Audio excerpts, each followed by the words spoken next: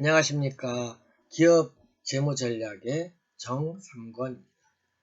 지난 시간에 이어 재무 비율 분석의 두 번째 시간으로 수익성 비율과 또 활동성 비율, 그리고 기업의 성장성 또는 생산성 비율에 대해서 학습하고자 합니다. 지난 시간에 재무 성과표, 즉 재무 상태표를 가지고 유동성 또는 레버러지 또는 안정성 비율에 대해서 학습을 하였습니다. 오늘은 재무성과 재무상태표와 더불어 손익계산서를 이용한 수익성 비율이라든지 활동성, 성장성, 생산성에 대해서 우리가 분석 지표를 살펴보고자 하는데요. 특히 수익성은 경영 성과가 얼만큼 잘 되고 있는지를 측정하고, 특히 이익 분야인, 우리가 한국말이 좀 어려울 수 있죠. 채산성이라는 거죠. 채굴한다는 뜻이죠. 그래서 얼만큼 발굴해내냐를 분석하는, 즉 이익을 분석하는 것이 수익성 분석이고요. 그 다음에 활동성이라는 말은 뭐 재무가 무슨 활동을 하냐 그게 아니라 얼만큼 회전을 자본에 비해서 회전을 시켜서 자산이 증폭되느냐를 보는 것이고요. 그 다음에 이제 기업에 얼만큼 이제 성장을 하느냐 하는 분석이죠. 즉 자산의 성장 또는 영업의 성장 등을 분석하는 것이고요. 그 다음에 이제 생산성에 대해서 얼만큼 합리적으로 생산을 이루고 있는지를 알아보는 지표라고 보시면 되죠. 그래서 이렇듯 재무성과 더불어서 아무래도 더 중요하게 느끼는 것은 경영성과, 즉 손익계산서를 이용한 기업들의 적합한 지표를 살펴보는 것이라고 할 수 있겠습니다. 그래서 여러분들은 혹시 지난 시간에 배운 재무성과에 대한 지표들과 더불어서 관심 있는 기업의 재무 성과를 분석하는데 한번 이러한 여러분들 배운 거를 한번 분석을 해보시는 것도 좋은 공부가 될 겁니다. 특히 여러분들이 주식을 물론 대학생들이 주식을 많이 하지는 않지만 그래도 간혹 재미삼아서 50만원 한도 내에서 뭐 하는 학생도 봤어요. 근데 사실은 이게 뭘 주식을 해서 돈을 번다 이런 개념보다는 그름으로서 얻어지는 어떤 재무적인 성과보다는 지식적인 성과, 또 경제의 개념, 또 기업을 분석하는 능력 등등이 나름대로 효율적으로 발전할 수 있습니다. 그래서 여러분들이 한번 전문적으로는 못할지언정 이런 재무 비율을 통해서 분석하는 방법을 한번 이제 배워보도록 하겠습니다. 그래서 먼저 오늘은 이제 수익성 비율 분석이죠. 이 수익성이라는 말은 그대로 말 그대로 경영 성과죠. 손익계산서를 이용한 경영 성과를 살펴보는 것이고, 이것 또한 이익에 대한 어느 정도 매출에 대해서 이익이 되는 것을 나타내는 채산성을 보는 거라고 하시면 되는데요. 크게 수익성 분석은 두 가지라고 보시면 되겠습니다. 즉 자기 자본 이익률, 즉 자기 자본에 의해서 어느 정도 순이익이 났는지를 살펴보는 거죠. 다시 말하면 총 자본 이익률이라고도 칭하기도 합니다. 그래서 우리가 ROE가 무엇이냐면 자기 자본에 내가 주식으로서 투자한 자본금 중에 순수하게 일어나는 단기 순이익은 무엇인지를 보는 거고요. 이걸 좀 더 세밀히 분석을 하면 총 자본 수익률은 순이익이 난 거에다가 금년에 단기간에 매출액으로 나눈 것은 매출 순이익률이고요. 그 다음에 총 자본 회전율은 매출액을 나누기 총 자본으로 한 거죠. 그러면 이걸 두 개, 매출 순이익률에다가 총 자본 수익률을 곱하면 총 자본 이익률이 되는데, 그래서 여러분들이 그 파란색으로 있는 매출액과 곱하기 매출액을 상쇄시키면 위에 있는 순이익을 총 자본금으로 나눈 거와 같다고 여러분들이 보시면 되는 수익성 비율입니다. 그래서 자기자본 비율은 순이익을 가지고 총 자본에 대해서 나누는 것이고요. 그 다음에 ROA는 총 자산에 대해서, 그죠? ROA가 뭡니까? 그죠? 에셋이죠. 총 자산에 대한 이익률입니다. 리턴이죠, 리턴. 그래서 그것은 순이익금인데 그걸 총 자본으로 나누는 것이 아니라 총 자산으로 나누는 것이라고 보면 되겠습니다. 당연히 총 자산이 많죠. 그런 거고, 이제 투자 이익률은 ROI라고 해서 그래서 순이익인데 그거를 투자 자산 또는 총 비용으로 나눠서 나오는 비율을 칭합니다. 그래서 특히 이 세 가지에 대해서 특히 두 가지 위에 있는 자기자본 이익 ROE와 ROA에 대해서는 여러분들이 꼭 중요한 지표라는 걸 알고 한번 계산을 해보면 여러분들이 단기 그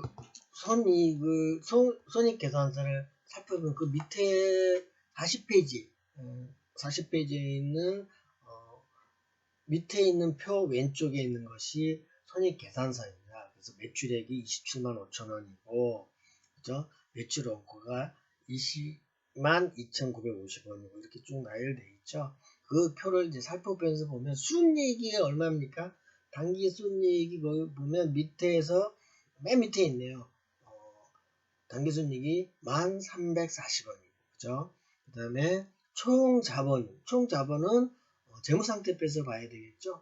총 자본은 얼마로 되어 있습니까? 그렇죠. 총 자본액이 12만 1,000원이죠. 그래서 그 12만 1,000원 나누면은 약 8.5%라고 보시면 되겠습니다. 그래서 그만큼 자기 자본 이익률은 8% 이상으로 높게 나타났다고 보시면 되고요. 이거를 이제 두 번째 있는 공식에 의해서 넣는다 그러면 일단 매출 순이익은 뭐예요? 그렇죠. 순이익에다 총 매출액을 나눈 거고, 그 다음에 그러면 총 매출액이 얼마입니까? 그죠. 매출액이 맨 위에, 손익계산은 맨 위에 있는 금액이 27만 5천 원이죠. 그죠? 거기다가 단기순이익은 맨 밑에 있는 1,340원을, 그죠? 그래서 1,340원을 27만 5천 매출액으로 나누면 얼마예요? 그래서 0.0376이고, 그 다음에 총 자본 회전율은 뭐냐면 매출액이 분모로 가고, 그죠? 27만 5천 원이 매출액이 총 분자로 가고, 총 자본금이 얼마예요? 총 자본금이, 그렇죠? 그건 재무상태표에 있죠.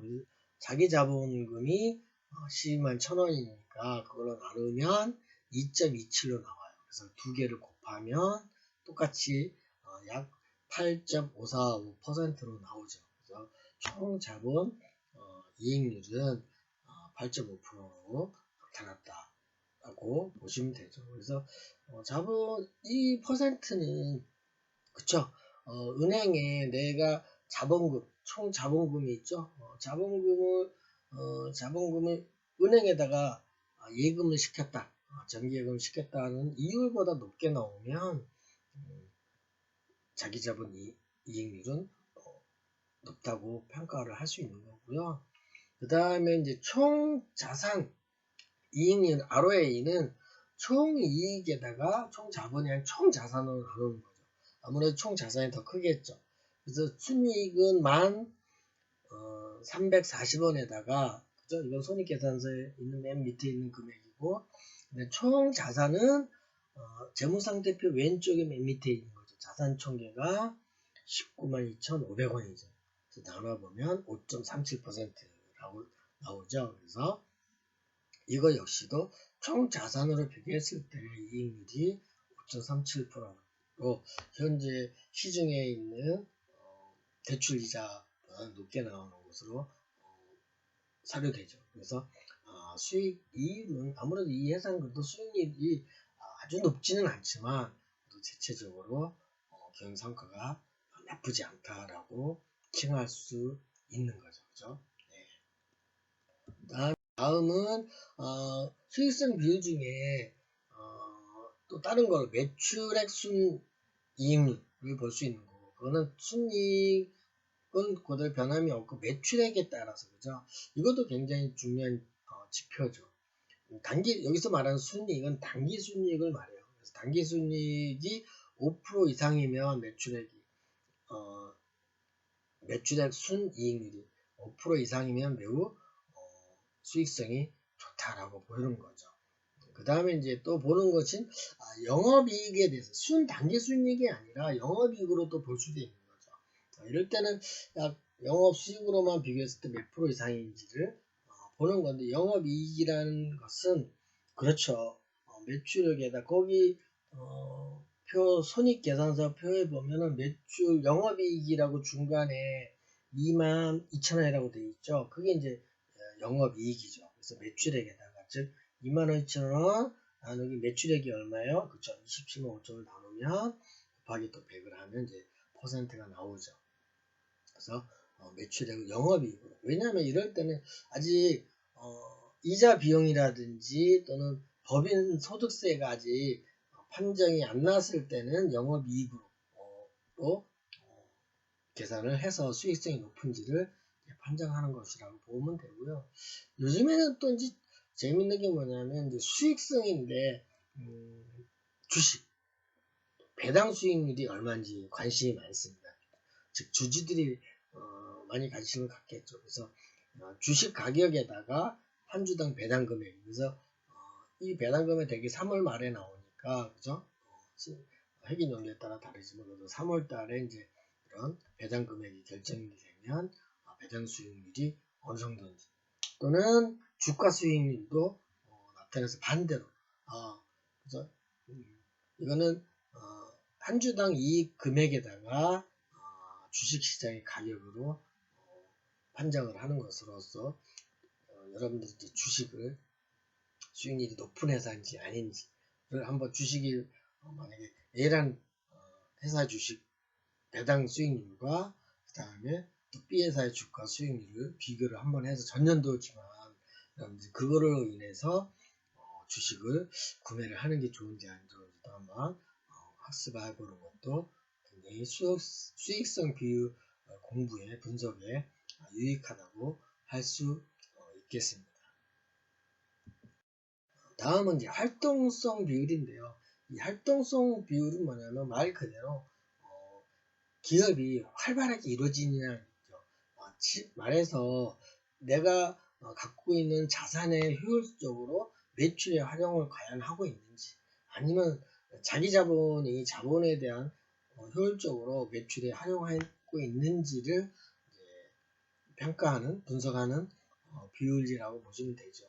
그래서 특히 총자산 회전 비율은 총 매출액, 여기서 말하는 총 매출액을 총자산으로 나눈 것은 총자산 회전율이고, 그다음에 자기 자본은 분모를 자기 자본으로 나눈 것을 자기 자본 회전율이라고 부르고, 또 재고자산 회전율은 재고자산으로 매출액을 나눈 것이고, 또 운전자본이라고 해서 운전자본은 뭐냐면 워킹 캐피탈이라고 해서 유동자산에다 유동부채를 뺀 순수한 자산에 대해서, 그걸 운전자본이라고, 운전자산에 대해서 매출액을 나눈 것을 우리는 이렇게 네 가지로 크게 회전율을 보는 거죠. 당연히 회전율이 높을수록 이 회사는 잘한다 이렇게 되는 것이고, 이렇게 생각하면 됩니다. 여러분들이 식당을 예를 들자면, 식당에 테이블이 예를 들어서 10개가 있다 그래요. 10개도 작은 건 아니지만, 그래서 10개가 있을 때, 그쵸, 테이블을 많이 회전시키면서 매출이 당연히 일어날 거 아니에요. 그죠? 그러니까 어떻게 보면은 테이블 단가가 회전을 많이 시키면 많이 올라가는 거죠. 이런 것들은 또 호텔 같은 경우도 그렇죠. 호텔도 하루에 숙박하는 것도 있지만 회전시키는 것을 많이 활용하는 것이고, 그 다음에 또 자기 자본에 대한 것, 또는 재고자산에 대한 등등을, 이런 것은 표가 이렇게 나가냐 당연하죠. 내가 운영하고 있는 기업의 특성이나 종목에 따라서 어떤 걸 적용하는 게 적절한지가 판가름 되는 거죠. 그래서 이런 활동성 비율을 갖고 이제 직원의 어떤 뭐랄까 리더를 하는 그런 시간대 투입 인원까지도 이런 활동성 비율을 가지고 계산을 참고를 해서 분석하는 비율이라고 보시면 되고요. 한번 간단하게 계산을 해볼까요? 그래서 같은 회사지만 재무 손익계산서를 보면 총 매출액은 얼마로 나와 있습니까? 그렇죠. 맨 손익계산 위에가 27만 5천 원이죠. 27만 원이었다가 총 자산은 그렇죠. 재무상태표에 있는 자산 총액이 맨 밑에 있죠. 재무상태표 맨 밑에 자산 총액이 19만 2,500원으로 나누면 이 기업은 1.43 회전을 한다는 거죠. 그 다음에 이제 자기 회복률은 매출액은 다 똑같죠. 27만 5천 원으로 똑같지만 자기 자본은 얼마? 자본이 얼마입니까? 자기 자본은 재무 상태표에서 그렇죠. 12만 1천 원으로 나누면 2.27 회전이다. 그다음 재고 자산은 재무 상태표에서 보면 그렇죠. 8만 2,500으로 나와 있죠. 그래서 중간 재고자산이 있네요. 그죠? 재고자산은 뭐예요? 상품, 내가 창고에 상품, 제품, 제공품 이런 것들이 성분 같은 것들이 어느 정도 있느냐에 따라서 회전율을 보는 거죠. 재고에 대해서. 재고 회전율이 높을수록 그죠? 즉 다시 말해서 기준이 된 것들이 분모가 낮으면 높아지는 거죠. 매출에 따라서. 그래서 재고자산이 작고 매출이 높으면 굉장히 좋은 거죠. 그만큼 현금 흐름이 좋다는 소리라고 보시면 될 것 같습니다. 그래서 이런 것들은 생산 회사에서 제조 회사에서 재고자산을 많이 줄이고 또는 자기 자본을 안 들이고도 매출을 많이 일으키려고 노력하는 기업들에게 적용된다고 생각하면 되겠습니다. 다음은 이제 성장성 비율인데요. 성장성은 뭐냐면 전년 대비예요. 지금 있는 매출이나 이익이나 자산 등을 전년 대비로 얼만큼 증가하고 감소했는지를 살펴보는 거라고 생각하시면 되고요. 그래서 분자는 단기에다가 전기를 뺀 거고요. 근데 올해 실적을 전년도 대비 하니까는 단기 실적을 전년도에 빼고 그 다음에 분모는 전기를 금액을 이제 분모에다 두고 하면 전년 대비로 금년에는 몇 퍼센트 증가했다. 그게 이제 총 매출이면 매출, 영업이익이면 영업이익의 전년 대비로 몇 프로 증가했다. 또 당기순이익이면 당기순이익이 전년도 대비로 금년에는 얼마만큼 그쵸 이익이 났다라는 것을 성장으로 나타내는 거죠.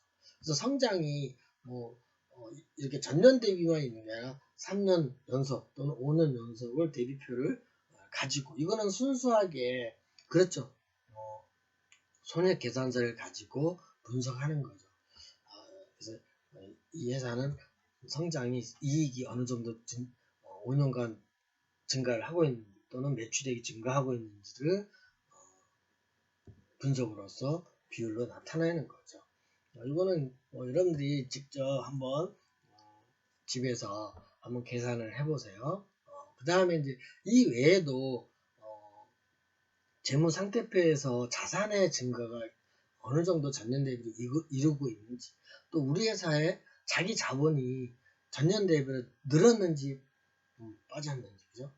물론 자기 자본이 늘었다고 해서 꼭 좋고 또 줄었다 해서 좋고 이런 것은 아닙니다. 투자를 많이 함으로써 자기 자본이 증가한 거라면 좋은 거죠. 그죠? 자기 자본이 무조건 늘어서 손실이 났는데 자기 자본이 늘렸다. 그거는 자본이 없기 때문에 그런 거죠. 그런 상황들을 이제 비교, 판단, 분석을 해서 우리 회사의 총 자산이 증가했는지 아니면 순수하게 자기 자본이 증가했는지를 다른 재무상태표하고 비교를 하면서 성장률을 하는 것도 있고, 이 외에도 다른 이제 성장률도 충분히 있죠. 그게 뭐냐면 직원들이 얼만큼 상승했는지, 또는 지점이 뭐 어느 정도 늘어가고 있는지, 이런 것들로도 성장성을 분석할 수도 있습니다. 그 다음에 이제 생산성에 대한 비율 분석이죠. 생산성을 물론 제품을 만드는 데는 생산이 우선 그죠. 깨끗하게 품질 좋게 만들어야 되고, 또 이왕이면 같은 품질이라면 비용이 저렴한 그죠. 그런 생산성에 대한 기여도와 또 성과가 합리적으로 이루어지고 있는지를 이제 판단하는 분석이라고 보시면 되죠. 그래서 특히 노동성 비율은 유형자산에다가 유형자산, 즉 유형자산은 여러분들이 노동비율 그 건물이라든가 또는 공장의 면적이라든가 이런 것들이죠. 건물에 대해서. 그래서 노동시총 비율은 건물 대비, 그래서 유형자산의 중에서 그 중에 건설적인 자산은 빼야 돼요. 건설적인 거는 아직 건설이 완성이 되지 않은 건물이 있거나 그랬을 경우는 제거를 하고, 유형자산을 종합원수로 나누는 거죠. 이런 것들은 노동성 비율은 특히 이제 호텔에서도 가능하죠. 호텔을 분석했을 때는 우리가 객실이 어느 정도고, 그래서 총 우리 건물의 면적이 어느 정도인데 종업원수는 몇 명이다. 그래서 1인당 종업원 한 명은 몇 평방미터를 건축한다. 이런 것도 나올 수도 있고, 또는 소규모로 기업을 하더라도 식당을 만약에 한다 그러면 면적이 실평수가 어느 정도인데 종업원 수는 몇 명으로 가능한 건지, 이런 것들을 노동성 비율로 분석을 하는 거고요. 또 자본 재배도 비율은 총 자본에다가 내가 투여한 총 순수한 자본에다가 종업원 수로 나눠서 비율을 생산성 비율을 분석하는 것이라고 보면 됩니다.